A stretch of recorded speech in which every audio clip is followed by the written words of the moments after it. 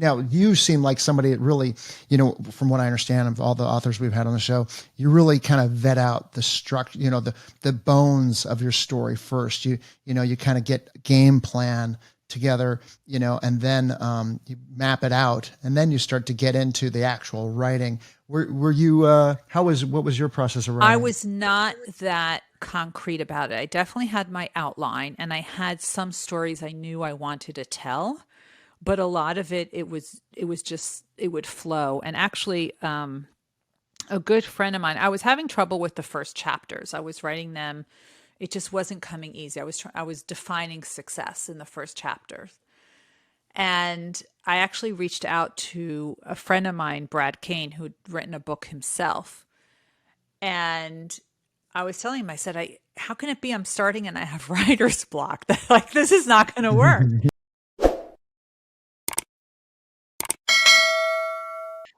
So he asked me what's going on. He said, well, what's your favorite thing to write about? So I said, the four elements, and then how to implement that. He said, we'll start with that. I said, but that starts with chapter 4. He said, well, who said you have to start writing with chapter 1? I said, huh, hadn't thought of it that way. And I started writing with chapter 4. And, I work full time, so I wrote it on weekends, and I kept popping them out. Guys, everybody listening, isn't that great? Because if I was, listening to this podcast and I was, hearing you, I would think, well, because we're going to do your intro and outro. We didn't do it, when we interview people. And you say, well, this is a really smart person. This is one of those high achievers, somebody that's always got their shit together, and they do everything the right way. But there is no right way, especially when writing a book, which is brutal. So like if you just say, look, this is my process. And then it's kind of like your 4 questions, like find out, I'm paraphrasing again, but like what works for you. And then the motivating factors are your drive, your sense of, to build momentum. And I'm paraphrasing, but, just to get going. It's so true. And I tell everyone I made myself patient 0. Once I heard what these 4 elements of success were, I had to try it out on myself to figure it out. And I saw that it really, really, really does work. And all of these things with the getting stuck and starting with writing with chapter 4, that was really through conversations with other people. And these are people who have really become part of my team of mentors, who really guide me and believe in me, sometimes more than I believe in myself.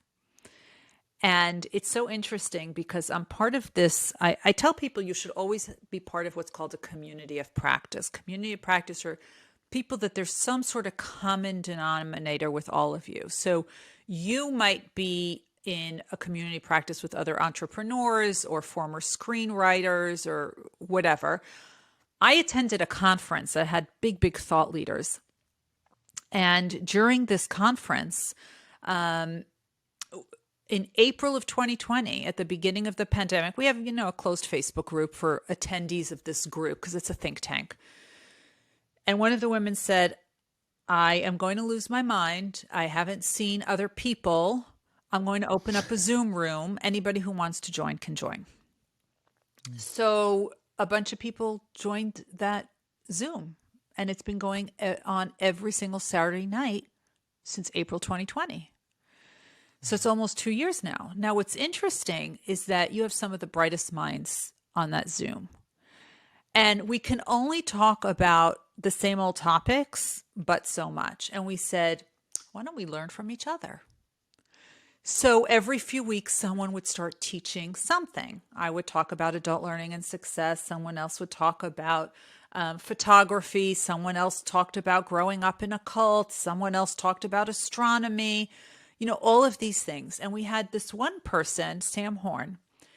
She is one of the biggest writers in the world, and she helps writers. And she gave a workshop last year, and I was taking notes furiously.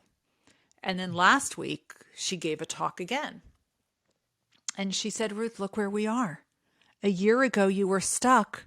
Now your book is out.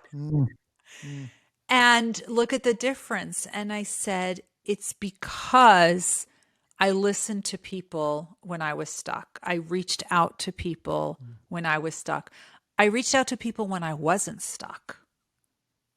And I think that also made a big difference, because when you're not stuck, you can rest on your laurels if you're not careful.